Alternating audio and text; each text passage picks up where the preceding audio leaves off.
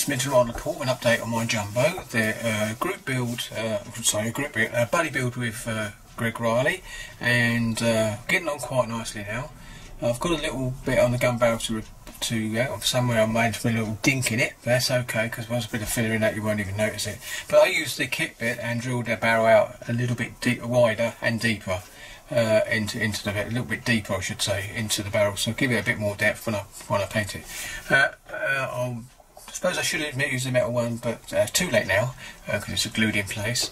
But it should all be done, and I've also glued the turret halves together, and I think you might just be able to see the seam then and there. I've got some filling to do that, and we're using Tamiya's orange top to do it.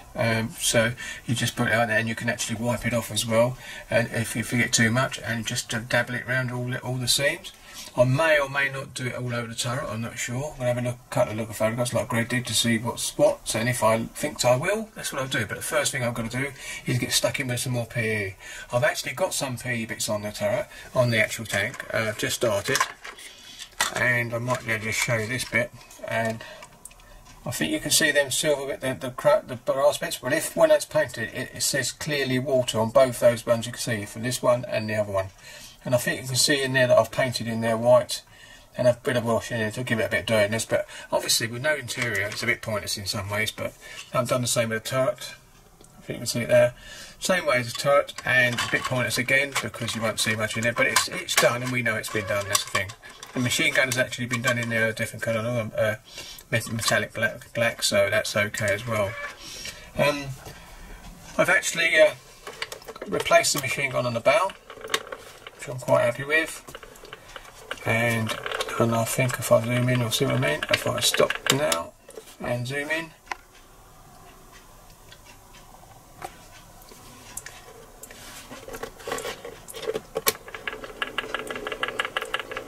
it's a lovely brass one, and it's from Master Club. There it is, I think you can see it lovely there now. I'll bring that over a bit more into the centre. You can see it's a nice barrel, and I've actually got another set here because I've got another couple of Shermans for Ming to do, or one for Ming, and there she is, and it's Master Reality Miniature, and there is the actual details if anyone wants to do it. Obviously, if you're doing the interior kit, you've got to do a bit of cutting of this to make it fit the actual gun itself inside.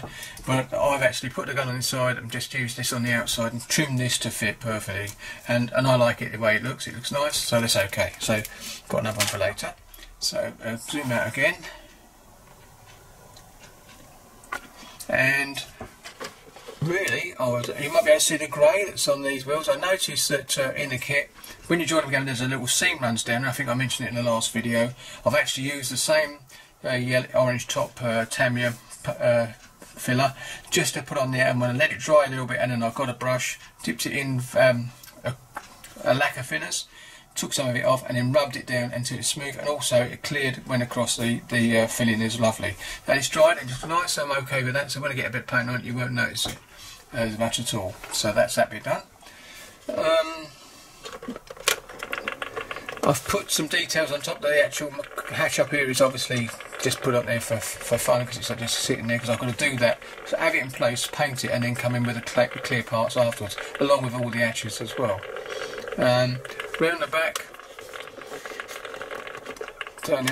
round the back I've actually got that there. I've glued this in place, the actual exhaust thing. You can leave it moving, but I couldn't see any point in it, because it doesn't, if it's loose, it hangs in a position it wants to, like with gravity.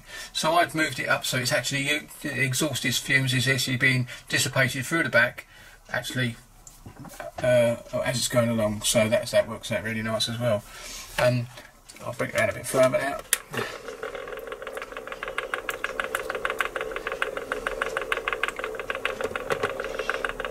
There we go. And you can see the whitewash, because I actually painted the gun with that on, and that would be covered up anyway, the actual white. I used Tamiya flat white for that as well, and then let it dry. It dries pretty quick, and then went in with the actual interior colour from, I think it's AK. Interior colour with the darker colour. I might even have it actually in. Oh, I have it actually. And that's the one I used. This one here. Really nice. Just it's a quick thing. You can make it up, and I could have used oils, and in some cases oils might have been quicker, but I used that, and it still worked a treat, and it's inside, so it's done. I've done the tracks, and I think they're complete. I think we might have seen when I started them. There you go. I've got 2 runs like that now. Really nice and flexible. Yep. And the kit ones, I made a mistake. I never noticed the actual duck bills were actually in the kit. It mentions it on the box, but I never found them in there, so I couldn't understand that. And then Greg Reilly texted me and said, he said, I'm afraid, he said they are there on site. So I've kept the whole track set for a later date, so it might be useful on a Tamiya kit or something like that. So that's okay. And as I've got the same vehicle, well, the same duck bills on another Ming Sherman, I'm not going to worry about it. I'm going to use the kit ones. It takes a bit longer, I think, because you've got, I think he said 7 or 6 parts. It might be 7 parts to actually make each track. You've got 2 pins, 4, 5, 6. Yeah, well, it might be 7 with duck bill. Anyway, so if you look at Greg's update, you'll see what I mean. He actually used that. They look really nice as well. So it might have been worth just staying with the kit tracks in this particular case. But anyway, I did this, and I'm quite happy with them. They've got a bit of weight there, and they work really well.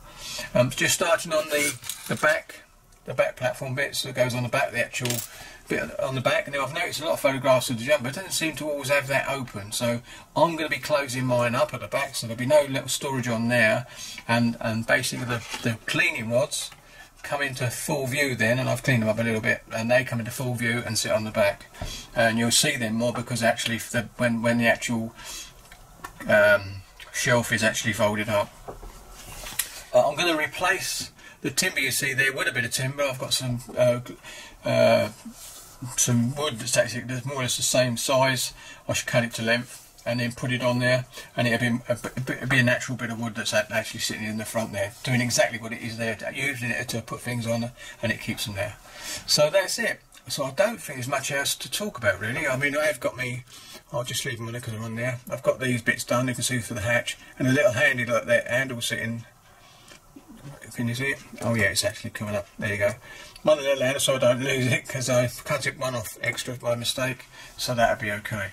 So that is really the end of this short little update, and quite enjoying what the build. It's quite nice. I wish there was a little bit of detail in the compartments, because it is hollow in there, but there is a kit with a full interior Sherman anyway, if you really wanted to go to town on it. But just having a few components there would have been nice, and a couple of bits in the turret would have made a difference, but it's still a lovely kit no matter what you say. And I do wish I went with the metal barrel in the end, but once I've got this bit filled in a minute, which I'm going to do, that'll be okay. It'll be perfect barrel again. So anyway, so thank you very much for watching this quick update, and oh yeah, and thank you for all my new subscribers. I've got to 1,000. Never thought I'd get 50, to be honest, but my intention was never to do it for subscribers anyway. So that's the reason, you know, I just jog along. I never even I noticed I was getting up there, but I just didn't keep an eye on that. I don't keep an eye on that at all. So, but thank you very much all those subscribers, and they've come along with me, and keep watching if you enjoy, and I try to catch up with everyone else I've subscribed to as well all the time. It's like anything, it's when you get to a point where you've got more subscribers, you've got subscribers yourself, you actually end up there having to try and keep track of it all, and there isn't enough time in the day sometimes to actually do all that without doing any hobby. So but I do try and go to people's sites as much as I can. So thank you very much for all those congratulating me for the 1,000, and you know, as I said, I won't keep an eye on it, because I just don't like doing the hobby, as it were, and enjoyed watching other models doing their builds and all on YouTube. So anyway, so that's enough of that. So thank you very much again, and I'll catch you on the next update. Happy modelling.